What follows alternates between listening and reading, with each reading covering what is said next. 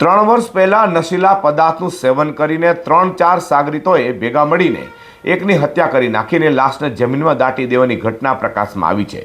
3 વર્ષ પહેલાની આ ઘટનામાં હાજર એક સગીરે મૃતકના ભાઈને જઈને સમગ્ર ઘટના કહેતા તેણે આ વાત પૂણા પોલીસને જણાવી હતી। જેથી પોલીસ દ્વારા 15,000 સ્ક્વેર ફૂટમાં 10 ફૂટ ઊંડું ખોદકામ કરાયું છતાં લાશ હજી સુધી મળી નથી। સુરતના પૂણા વિસ્તારમાં ચકચાર મચાવતી કહાની સામે આવી છે। અંદાજિત 3 વર્ષ પહેલા પૂણાના કેલના રોડ ઉપર ખુલ્લી જગ્યામાં 4 જેટલા સગીર મિત્રો સાથે રહીને નશો કરતા હતા, જેમાંથી એકના પિતા ફ્રૂટ વેચતા હતા અને બીજાના પિતા મજૂરી કામ કરતા હતા। ત્રણેય ચારે મિત્રોએ કોઈ નશીલા પદાર્થનું સેવન કર્યું તો નશામાં ચૂર હતા। તેમાં નાની બાબતે ઝઘડો થયો તો આ ઝઘડો છેક હત્યા સુધી પહોંચ્યો હતો, જેમાં ત્રણેય ભેગા થઈ બોથડ પદાર્થ દ્વારા એક સગીરની ઘાતકી હત્યા કરી નાખી હતી। અંધારી રાત્રે બનેલી આ ઘટનાને છુપાવવા માટે ત્રણેય મિત્રોએ ભેગા થઈ જ્યાં હત્યા કરી તે સ્થળ ઉપર ખાડો ખોદ્યો અને ત્યાં સગીર મિત્રોની લાશને દફનાવી દીધી હતી। આ ઘટના બાદ ત્રણેય સગીર મિત્રો અલગ અલગ થઈ ગયા હતા અને અઠવાડિયે 15 દિવસે એકાદ વાર મળતા હતા। થોડા દિવસ પહેલા જ આ ત્રણેય ફરીવાર મળ્યા હતા અને ફરીવાર ત્રણેયની વચ્ચે માથાકૂટ થઈ હતી।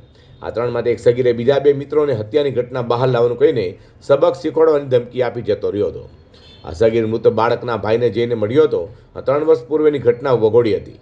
તે મૃતકના ભાઈને કહ્યું કે તમારો ભાઈ ક્યાંય ખોવાયો નથી, અમે તેને પતાવી દીધો છે અને પૂણાની આ જગ્યા પર દફનાવી દીધો છે। આ વાત સાંભળીને મૃતકનો ભાઈ પણ ચોંકી ઉઠ્યો હતો અને ઘટનાને બહાર લાવવા તે પોલીસના શરણે પહોંચ્યો હતો। આ મામલે ડીસીપી આલોક કુમારે જણાવ્યું હતું કે પૂણા પોલીસ સ્ટેશનના વિસ્તારમાં એક કિસ્સો મારી સામે આવ્યો છે, જેમાં પૂછપરછ દરમિયાન અમને એવી જાણકારી મળી છે કે એક માણસની 3 શખ્સોએ મળીને હત્યા કરી નાખી હતી। ત્યારબાદ આજથી 3 વર્ષ પહેલા તેને જમીનની કે અંદર ક્યાંક દાટી દીધો હતો। पुणे विस्तार में पुलिस स्टेशन के विस्तार में एक किस्सा हमारे पास सामने आया है केस। इसमें हमें ऐसी पूछपरछ में हमें ऐसा पता चला कि एक आदमी को किसी 3 लोगों ने जान से मारकर उसकी हत्या कर दी और उसके बाद 3 साल पहले उसको कहीं जमीन के अंदर उसको गाड़ दिया है और तीनों को क्रॉस वेरीफाई हमने अलग अलग तरीके से किया और इस बात को की सच्चाई को जानने के लिए पहले हमने वेरीफाई किया कि इसकी कोई मिसिंग फरियाद दाखिल है कि नहीं, जो भी जिस मरण जनार का नाम है उसका कोई मिसिंग फरियाद है कि नहीं, लेकिन इसमें कोई भी मिसिंग फरियाद दाखिल नहीं हुई थी। और फरियादी जो उसमें है उसका भाई जो है वो उसने भी कभी मिसिंग फरियाद इसमें दाखिल नहीं करवाई है। फिर भी हमने इसमें सतर्कता रखते हुए हमने पूरे एरिया पे जहाँ पे उन्होंने बताया कि यहाँ पे बॉडी को दफनाया गया है, वहाँ पे हमने पिछले 4 दिन से हम कंटिन्यूस इसमें खोद काम कर रहे हैं। टोटल 5 जेसीबीज और एक हिटाची और बहुत सारे लेबर उसमें लगी हुई है और ये सारा जो खोदकाम हो रहा है ये प्रॉपर